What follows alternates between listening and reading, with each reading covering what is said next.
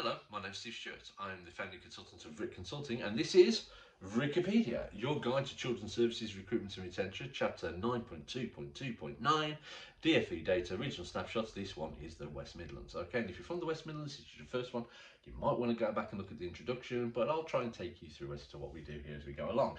And let's look at some data. The data from the DFE is stuff in black. The stuff that I use is in green. Yeah, as well, which is data that I've put together that I would use to put together workforce strategies on behalf of region. That figure in blue is just I've altered the way that they do the absence rates to make it more presentable and easy. But because I've altered it, I'll put it in blue. Okay. Right, and what does the workforce data from the West Midlands tell you? Well, it shows you over a number of years is that you've been recruiting and you've been using and you've been employing more and more social workers. Okay. We sort of expected that to happen. Now, your number of leavers, well, that was going up, possibly not by as much, but you'd sort of anticipate the more people you have, the more people that you're going to have leave. You know, that's sort of, and then that drops off a little bit down as you go into COVID, and then you have a increase, and then it starts to dip a bit. Now, we expect to see that increase because these people here there weren't less people leaving. But all that effectively happened was people were deferring their decision to leave, and this is entirely what we anticipated, just as we anticipated that afterwards. What you're trying to see here, though, is that your figure for 2022, have you gone over the brow of that hill? Yeah, it's slightly anomalous. Now, that might be an error in earlier data or later data, but it is something that you might want to monitor as well. Now, that increase in leavers has also been seen by an increase in agency staff, which had been relatively stable. Yeah, up to 2022, and then we've had a significant increase there, and that has at least mitigated some of this vacancy information because you can see that your number of vacancies, which were dropping, and now have gone us through a significant increase as well.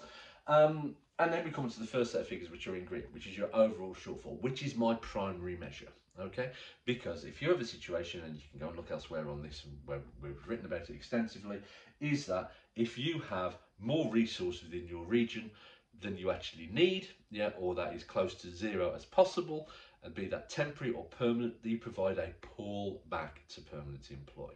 And that will be seen possibly in areas where there are normally less vacancies or less usage of agency staff, but those kind of workers will start to transform and come over, and even especially if you have got a significantly well monitored and managed MOU, which also controls the churn. So anyway, so you see your overall shortfall figures, which went down and down and down. All of a sudden, they're rising again, and quite fast too. So what else do we kind of see here is that you see your overall shortfall, but you can see that your vacancy increase. Ignore the figure at the bottom, you see it's the same as vacancies. That's because it says 2016 was zero, and it wasn't. Yeah, but then you can see that your number of vacancies were going down, but now their increase year on year is going up, and that is, at least in part, due to your increase in establishment, okay, which was going up. But you see here, even when you increase your establishment by 140, 132, your number of vacancies was going down. Yeah, and that's why your overall shortfall went down, and it possibly helped accelerate that. But as you see here, the figures are going up and up, but your establishment's going up, and that's why you see a vacancy increase, which is greater though than your establishment. Yeah, you've suffered a net loss. Yeah, and you've suffered a net loss there as well. Okay. That's where we're at. Okay, so then we come to some kind of effectively, what do we use these figures in terms of target setting? So there are two kind of targets or figures that I show in terms of what might want to be achieved during 2023, except what you have to bear in mind that these data sets are recorded on the 30th of September each year. So effectively now, we're already 6 months, I'm recording this in late March, you're 6 months into the next recording period, so your activity, if you started it now, you'd already be potentially some way behind. So we can see from these figures here, I'll just shove them all along, and then we come up with these figures here. Appointments to be made in 2023. So the number, if we just take your figures from last year and say that they're going to remain exactly the same for the next 12 months, which is one hell of an assumption, you would have to make 1,548 appointments to move yourself to a position of full staffing. Okay? And if you're wondering how many that is in terms of you and what you need to do, that is equivalent to 42.92% of your presently engaged workforce on a permanent basis. That's a lot of appointments that need to be made, even across 14 local authorities. Okay? However, there is a second figure, and that second figure is 757.7. Because we start need to looking for, just as I talk about regional, we start need to looking at national solutions. And if we were to create a situation where the overall shortfall for everyone in the country, every region moved their overall shortfall to zero, you would need to appoint, to get to that situation, 757.7 social workers across 14 local authorities. 50 each, one a week, possible.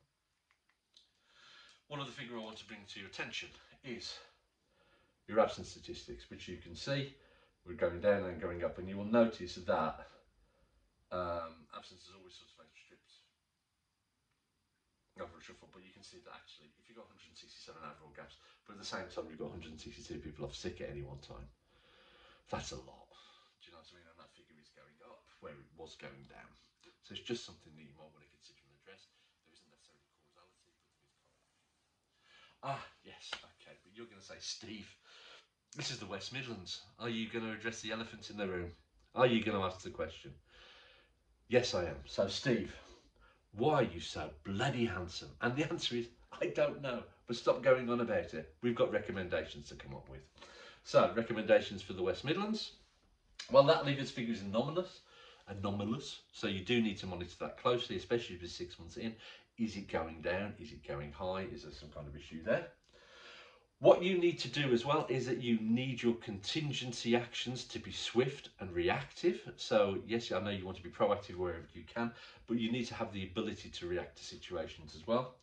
You need to actually have proper risk analysis and identify your vulnerabilities. Your agency staffing has gone up to 790, which is an increase of 20% or so over the last couple of years. The spend on that's gone up as well, as has the charges on each of it. But how long can that continue for? Is that if you actually got everything that you need in that kind of area? Because in actual fact, it's still not covering your number of vacancies that you have. You need to have a cross-regional plan as well. And there's one issue here, if you look in terms of effectively the seasonality of the situation, is that if you go and solve the situation in one local authority, that might have created a problem in another, and vice versa. The situations on here in terms of structural support might be relevant. You need to have sub-regional retention policies, councils working together on retentions policies, particularly where they can try and help each other in that kind of regard. And you need to address your overall shortage. I'm going to address it in the work that we were working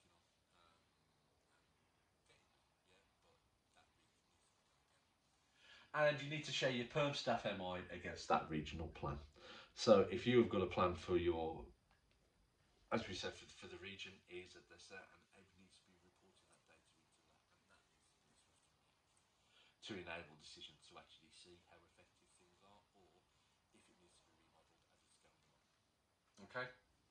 I actually, in all of these, is that I make a assessment as to whether a local authority is a net contributor or net detractor from workforce stability across the country for social workers. It gives me no pleasure to say that there's a net detractor to overall workforce stability coming from the West Midlands, and the direction of travel in terms of that is the wrong direction. Okay. If you want to engage with me, you can follow all updates for Vricipedia, which cover the whole gamut of actions and activities and things that might be relevant to children's services at Vricipedia. You can speak to me at Footsock Steve. Footsock was Future Social, which was a regional innovation program from the DFE. Read my reviews, they were great. My web address, vric.consulting. Email me at steve@vric.consulting if you want to have a conversation about your individual part in this or the data overall. And if you found this video useful, like, subscribe and comment as well. It all helps. This is a free resource, but again, it makes me know that people are doing it other than seeing your analytics.